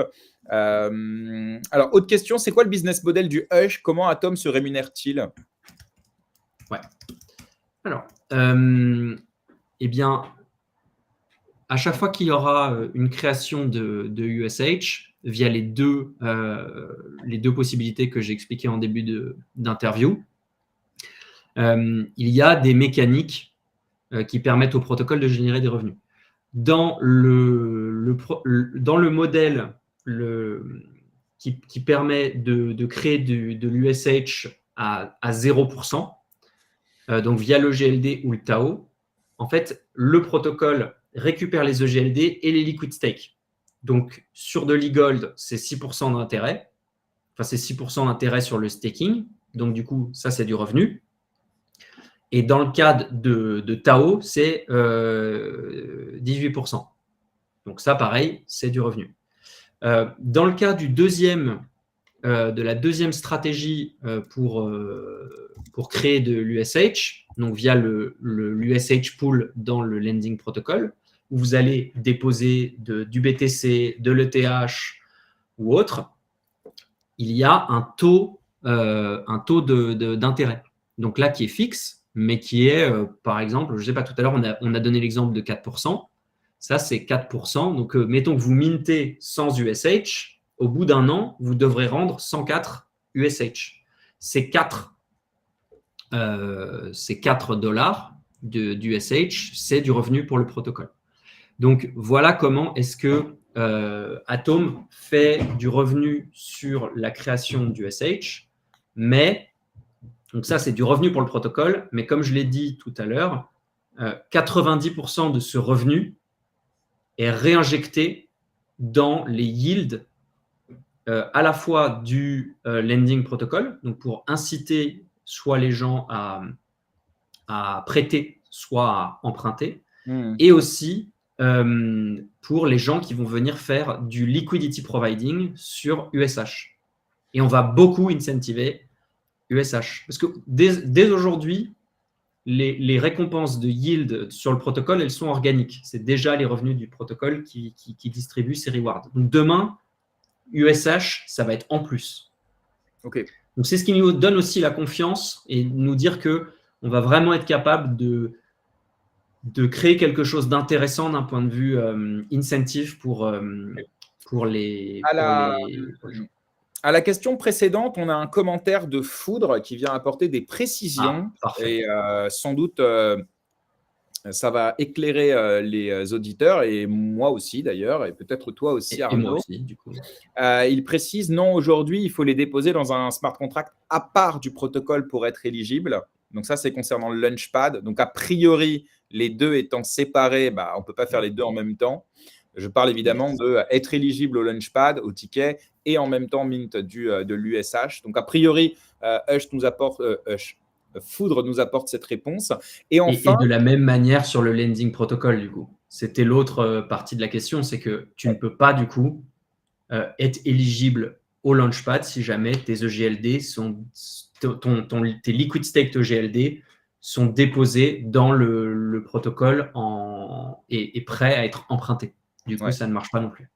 Et deuxième chose, selon Foudre, à qui on prête toute confiance, Hush n'est pas algorithmique, car aucune interaction pour le PEG n'est réalisée algorithmiquement, mais par incentive économique.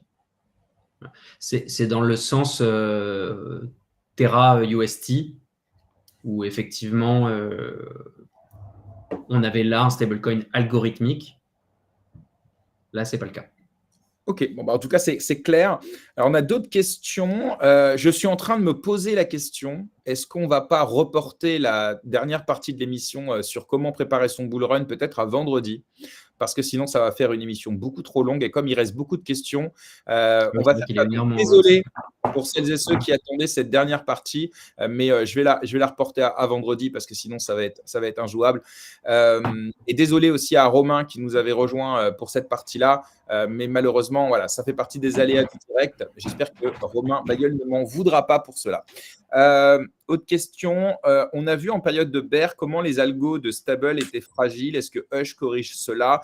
Donc là, évidemment, ça nous amène à la précision de Foudre, comme quoi ce n'est pas un stable algorithmique. Pour autant, ça nous amène à une question et pour cela, j'invite toutes celles et ceux à aller consulter le post qu'a fait, je crois, Robert sur qu'est-ce qui fait que ce qui est arrivé à l'UST, donc de Terra, ne pourrait pas arriver au Hush de Atom. Et pendant que je te laisse répondre à ça, je vais essayer de retrouver ce post-là et à le mettre dans les commentaires pour ceux qui voudront des précisions peut-être plus poussées. Mais je te laisse peut-être répondre à ça déjà. Ouais. En fait, là, du coup, la question, c'est si jamais il y a une chute très violente des crypto-monnaies qui collatéralisent la création monétaire, donc la supply de USH, comment est-ce que le système réagit? Là, le plus gros risque que je peux imaginer, c'est qu'il y ait des personnes qui aient créé de l'USH avec un collatéral et que de manière très grande, leur position, du coup, soit liquidable. En gros, les conditions de surcollatéralisation de USH ne sont plus remplies. Et donc, à ce moment-là, le protocole qui régit USH considère que ces positions sont à risque et qu'il faut les rendre plus saines. USH, et on le dit souvent, c'est un stablecoin qui est over-collatéralisé, sur-collatéralisé. Ça veut dire qu'en fait, pour un USH, $1 de USH, il y a plus pour le collatéraliser. Donc, ça peut être 1,30, 1,40 en fonction de certaines cryptos, 1,50 pour d'autres. Donc, c'est un matelas qui permet justement au système, si jamais il y a des liquidations, eh bien, de ne pas être en danger tout de suite. Donc, derrière la liquidation, il y a une incentive économique. Donc, c'est pour ça que c'est très important que tous les actifs qui permettent de collatéraliser l'USH soient des actifs très liquides pour que les liquidateurs aient un intérêt à liquider les positions qui sont dangereuses pour le protocole et la stabilité de USH. C'est pour ça que là-dessus, sur les premiers actifs qui sont là, on ne prend aucun risque. Et à l'avenir, si jamais il y a des actifs qui sont proposés pour être listés, alors si jamais il y a la gouvernance qui est mise en place, eh bien, la gouvernance tranchera, mais il y aura, je ne sais pas comment est-ce que la gouvernance sera mise en place, mais il y aura une checklist claire. C'est-à-dire que si jamais on liste un actif qui peut être collatéralisé pour minter l'USH et que cet actif a une très faible liquidité on-chain, c'est super risqué. Donc, c'est quelque chose qu'on ne fera pas. L'objectif, c'est que ce soit fluide. C'est que la liquidation, elle puisse être faite extrêmement rapidement pour permettre de rendre les positions saines sur le protocole, de protéger les investisseurs, de protéger USH, sa stabilité, et que la mécanique soit bien huilée. Donc là, aujourd'hui, dans l'état actuel des choses, le système est très préparé pour résister à une chute des prix soudaine, puisqu'il y a l'incentive économique et il y a la liquidité sur les actifs qui collatéralisent l'USH. Ok, très clair. Question, comment être sûr qu'on ne va pas faire une FTX et que Atom va utiliser nos fonds? Comment ça? Bah, question de Pierrot, et peut-être pas seulement d'ailleurs, pour celles et ceux qui comprennent pas bien la différence entre la centralisation et la décentralisation. Qu'est-ce qui fait que Atom ne Mmh. peut pas venir utiliser les fonds des déposants?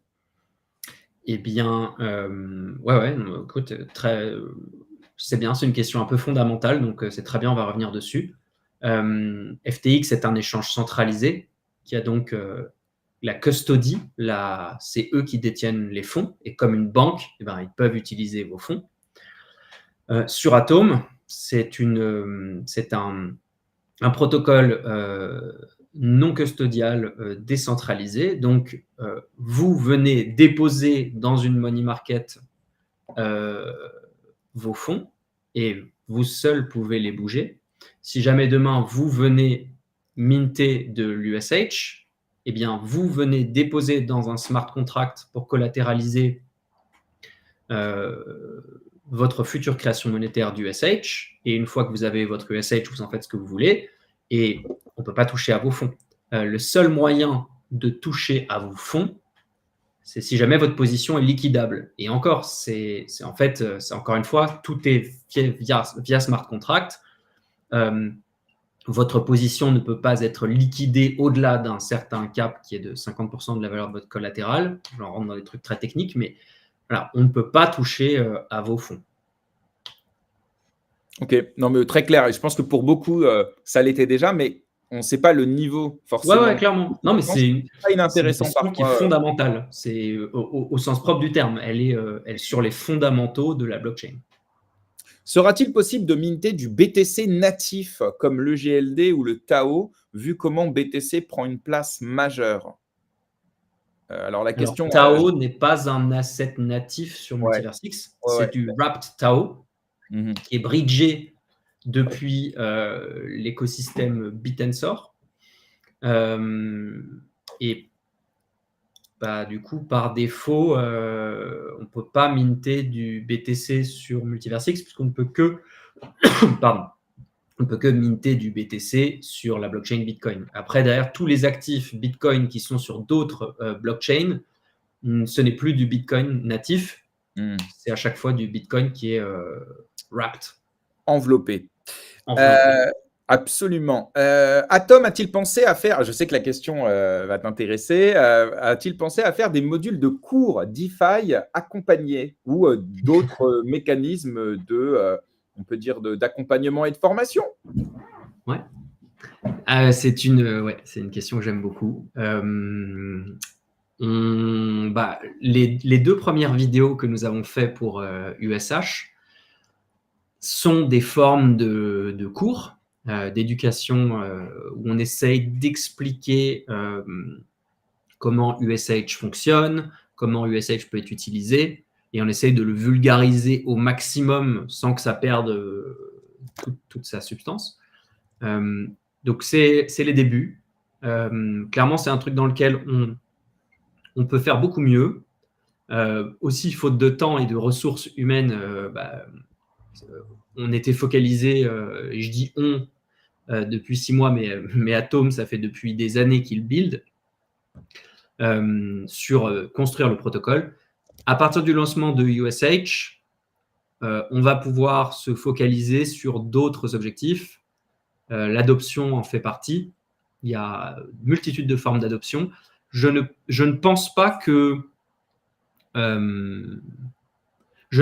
des protocoles comme tel qu'il est aujourd'hui comme Atom, ce soit pour tout le monde. Je pense qu'on ferait une erreur à se dire que en fait, n'importe qui devrait pouvoir s'en servir. C'est comme si je disais aujourd'hui, n'importe qui devrait savoir se servir d'un terminal Bloomberg. En fait, c'est un non-sens. Il y a des gens qui vont utiliser le terminal Bloomberg pour faire du trading. Et puis, il y a des gens qui vont utiliser Robinhood. Et puis, il y a des gens qui vont demander à leur banquier de gérer un investissement pour eux. Aujourd'hui, je pense que les protocoles DeFi avancés comme AV, comme Atom, sont des protocoles poussés et ils ne sont pas accessibles à tout le monde. Faut être clair. Et donc, il doit y avoir d'autres acteurs ou d'autres formes pour rendre cela accessible. Au XD à Munich, je leur fais une petite passe décisive et je leur souhaite tout le bien du monde. On a rencontré la nouvelle équipe d'Autoscale, qui est du coup un yield optimizer qui va se lancer sur Multiversix. Le rôle d'Autoscale, ça va être de rendre l'investissement DeFi, notamment sur Atom, simple. Comme ça, les gens n'ont pas besoin d'aller sur Atom, de comprendre tout ce qu'il faut comprendre pour mettre en place des stratégies. Non, ils pourront aller sur Autoscale, qui va abstraire la difficulté d'Atom, qui va créer des stratégies toutes faites et qui va vous proposer, voilà, est-ce que si vous voulez 8% de rentabilité sur votre GLD, c'est ici. Et derrière, le fait qu'il fasse des trucs, des machins, et que ça implique d'aller sur HSwap, sur Atom, etc., abstraction complète, vous ne le voyez pas. Donc, oui, on va créer de l'éducation pour Atom, mais je pense que on ne doit pas être les seuls à créer l'adoption d'un protocole comme Atom. Et sur d'autres chaînes, ça se passe très bien. Il y a des yield optimizers qui font des stratégies pour, je sais pas, par exemple, InstaDapp. Les gars, ils ont 2 milliards ou 2,5 milliards de TVL. Alors qu'en fait, ils sont un intermédiaire qui fait des stratégies pour des utilisateurs qui n'ont pas envie d'aller sur Atom et d'apprendre à se servir du protocole. Ok. On en a parlé tout à l'heure, mais est-ce qu'il y a un intérêt pour Atom de passer, de développer son sovereign chain, notamment pour un futur cross-chain?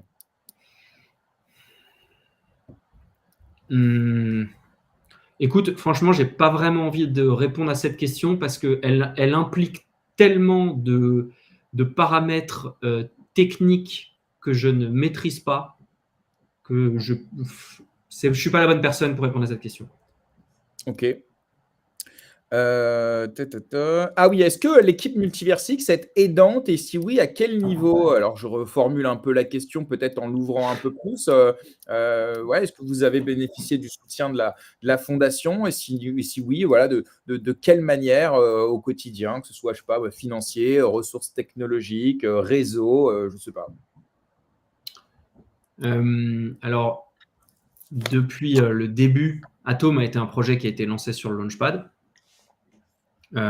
C'est le premier protocole de lending, borrowing et aujourd'hui le plus gros qui derrière a proposé une solution de liquid staking, maintenant est en train de proposer une solution de stablecoin natif. Pardon. Donc la réponse est oui. La fondation suit de très près tout ce que nous faisons chez Atom. Elle suit de très près. Elle est là à chaque fois qu'on a des interrogations, des questions. Et elle soutient les avancées de Atom d'une multitude de façons. Ça peut être évidemment quand on a des questions techniques qui sont de l'ordre de la technologie de la blockchain. Ça peut être de l'aide sur des audits où on a envie qu'ils regardent. Ça peut aussi être, et ça a été et c'est aussi pour USH. Donc ça a été le cas pour le lancement du Lending Protocol où la fondation a soutenu ce lancement en venant déposer de la liquidité dans le protocole. Donc voilà, ça montre aussi, là, on ne peut pas faire plus clair dans le fait que la fondation aide une infrastructure DeFi en déposant de la liquidité pour aider à gonfler la TVL. Et évidemment, pour USH, eh bien, c'est pareil, on est en contact étroit avec la fondation sur toutes les verticales que je viens de citer, à la fois technique, le bootstrap de la liquidité initiale dans lesquelles ils vont aider. Donc oui, la fondation Multiversix et d'ailleurs les différentes personnes qui qui sont dedans. Il n'y a pas que la fondation en tant qu'entité, il y a aussi différentes individualités au sein de la fondation qui aident et soutiennent de diverses manières. Ok. Très rapidement, quelle est la différence entre Soul et Atom? Les deux paraissent souvent associés. Alors, en fait, les deux sont associés parce que c'est un autre protocole DeFi que l'entité au-dessus de ces deux sociétés bâties.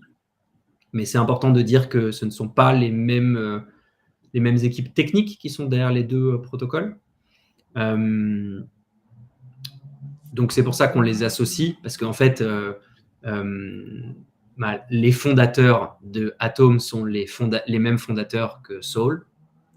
Donc, c'est pour ça qu'on les associe, mais il faut bien les dissocier. Ce sont deux protocoles différents qui sont... Un est on peut appeler ça un hub de liquidité sur Multiversix avec de multiples solutions pour ses utilisateurs. Et l'autre est quelque chose de radicalement différent puisque c'est un agrégateur de lending protocol cross-chain. Si jamais je dois l'expliquer de manière vraiment à la hache, le but, c'est pas de parler de Soul aujourd'hui. Donc, non, mais c'est clair. Ok, alors laisse-moi regarder, mais je crois qu'on a fait le tour.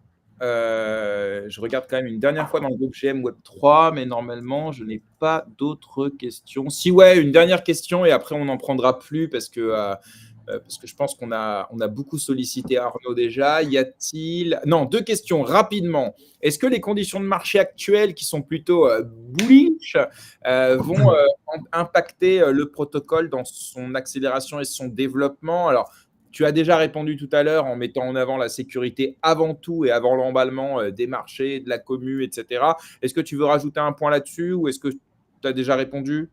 Je peux rajouter le fait que à chaque fois que les marchés montent, les actifs montent et donc la TVL du protocole monte. Okay, donc la TVL on-chain monte.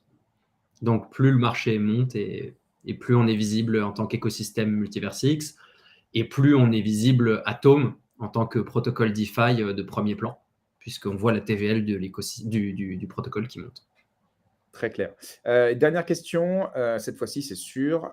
C'est concernant le risque de bank run. Si tous les lenders retirent leur token en même temps du lending, sachant qu'il n'y a pas de temps d'attente, est-ce qu'il y a un risque de bank run? Alors, on rappelle le bank run dans la finance traditionnelle, c'est si on va tous à la banque pour retirer notre argent.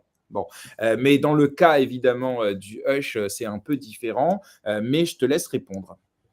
Alors, tu as parlé du lending protocol, pas du Hush. Est-ce que la question, elle porte sur quoi? Eh ben, c'est une excellente question. Je peux répondre aux deux. Ouais, vas-y, réponds aux deux pour être sûr qu'on passe à côté d'aucun moment. Alors, sur le lending protocol, voilà, encore une fois, on est sur un protocole décentralisé, donc vous n'avez pas besoin de me faire confiance, vous pouvez aller chercher les informations. Il y a une page sur le lending protocol en bas à gauche. Quand vous êtes sur le lending protocol, il y a deux petits points. Celui du bas, c'est la page des money markets. Vous pouvez cliquer sur ce petit point et vous allez accéder à l'état de tous les marchés donc pour chaque actif qui sont dans le lending protocol. Et vous allez pouvoir voir en temps réel ce qui est supply et ce qui est borrow. Et vous pourrez voir que chaque marché est sain, à savoir qu'il y a plus d'argent en collatéral que en borrow. Donc, si jamais tout le monde venait sortir sa liquidité, il n'y aurait pas de problème. Et encore une fois, il y a des mécaniques. Vous pouvez jouer avec cette page et avec chaque catégorie d'actifs. Vous pouvez jouer avec le taux d'utilisation de chacun de ces marchés. Et donc, vous pouvez voir si jamais il y a 90% d'utilisation, vous pourrez voir que le taux d'emprunt, par exemple, sur le GLD, à 90% d'utilisation du marché, il exploserait à 80%. Donc, du coup, ça incite les gens à venir rembourser leur emprunt pour que les positions restent saines. Ça, c'est pour le lending protocol. Pour USH, étant donné que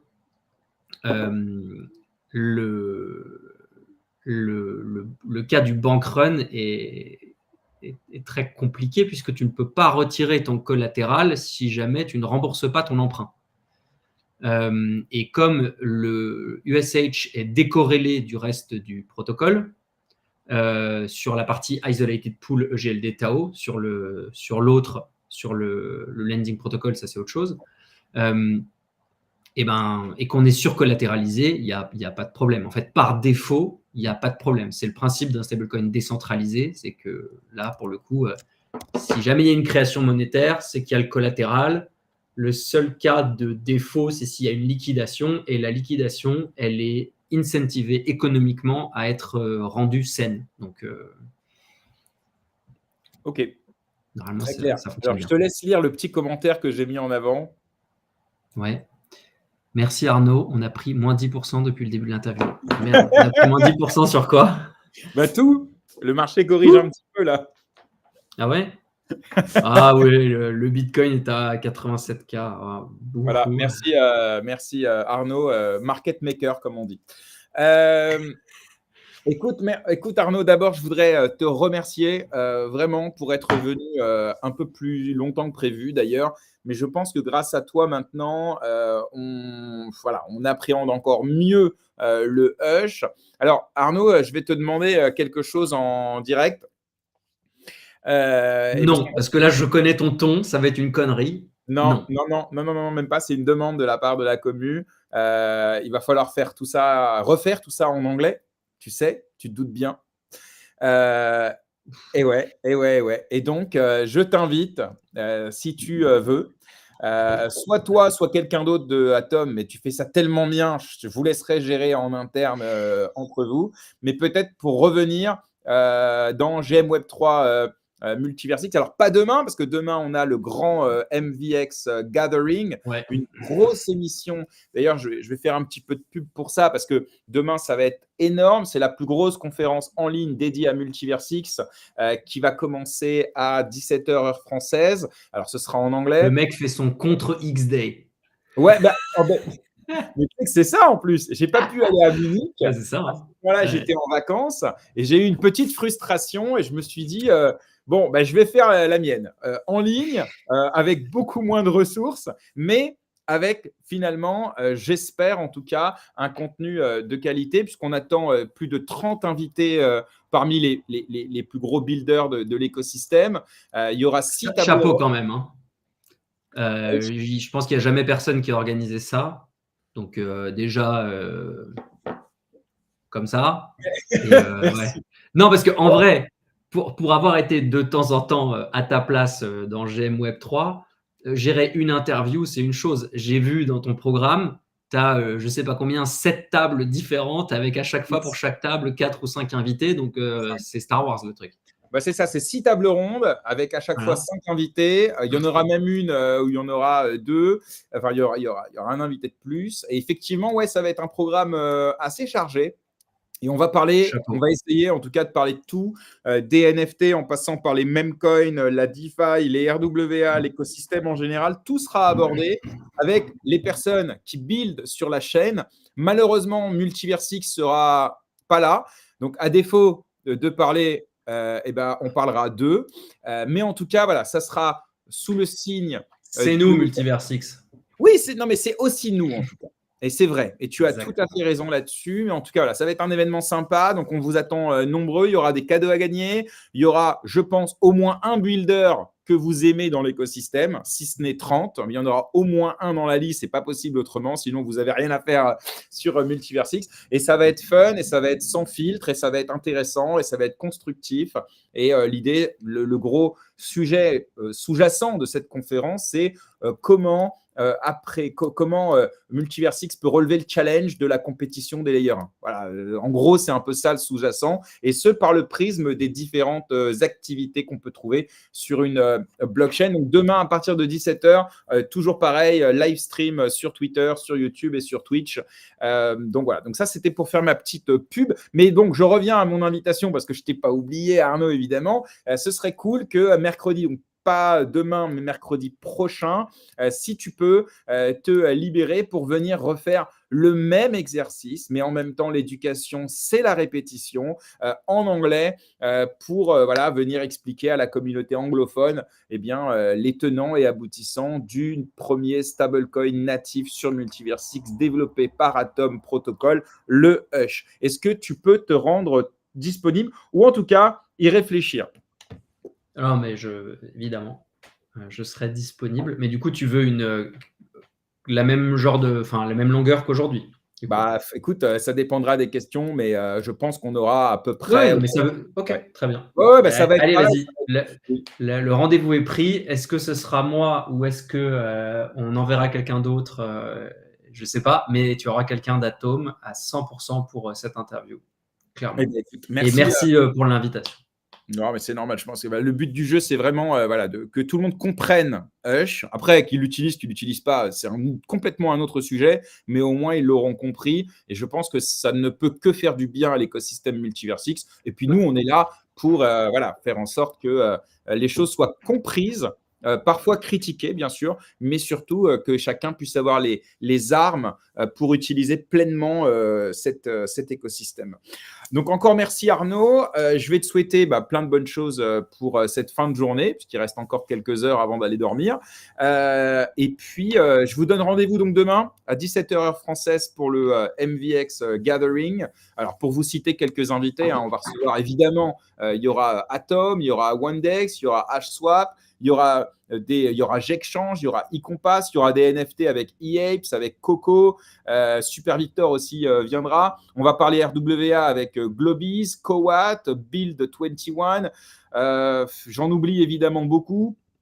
J'espère qu'ils m'en voudront pas, mais on aura, tiens, j'ai la liste en face, ça va être plus simple. On aura BRO, on aura Astra Reason et Pulsar Money, on aura eCompass, on aura aussi, pour parler techno, on aura Boubou, Benistor, on aura Quentin, que certains connaissent sous le nom de X Quentin. On aura Tikapo, Joachim de Gopa Labs. Il y aura Autoscale aussi, projet qui a été repris récemment et qui va donc être lancé. Donc ça, c'est la bonne nouvelle de ces dernières semaines sur l'écosystème. On aura Project Donc, X.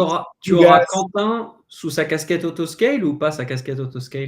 Non, on l'aura sur la casquette développeur. Okay, puisque pour Autoscale, on recevra le repreneur directement, le CEO, Patrice. le nouveau CEO de Autoscale qui s'appelle, alors je ne connais pas son vrai nom, Patrice, mais je sais qu'il se fait connaître. Je suis désolé si je t'édoxe, Patrice. Moi, je le vois sur Telegram au nom de Paesano. Voilà. Ouais. Vous dire. Mais, de toute façon, si jamais il veut inspirer de la confiance, il va falloir qu'il se doxe. Donc, voilà, Patrice. Eh ben, le mot est passé. Merci encore Arnaud. Merci à toutes celles et ceux qui ont assisté à l'émission ce matin. J'espère que vous avez kiffé. Et puis, n'oubliez pas, vous pouvez retrouver l'émission évidemment en replay sur YouTube, sur Twitch, sur Twitter évidemment, et aussi en podcast. Là, je vais mettre ça en podcast dans les prochaines minutes. N'oubliez pas de vous abonner, c'est très important pour nous. Si vous ne l'avez pas déjà fait, n'hésitez pas à mettre un commentaire, un like, activer la cloche, tout ça. Je le répète parce que c'est fondamental. Et évidemment, je remercie à nouveau le partenaire de notre émission, l'école Alira. D'ailleurs, jeudi en soir, je donnerai un cours de marketing Web3 pour la session actuelle de consulting blockchain sur le sujet du marketing Web3.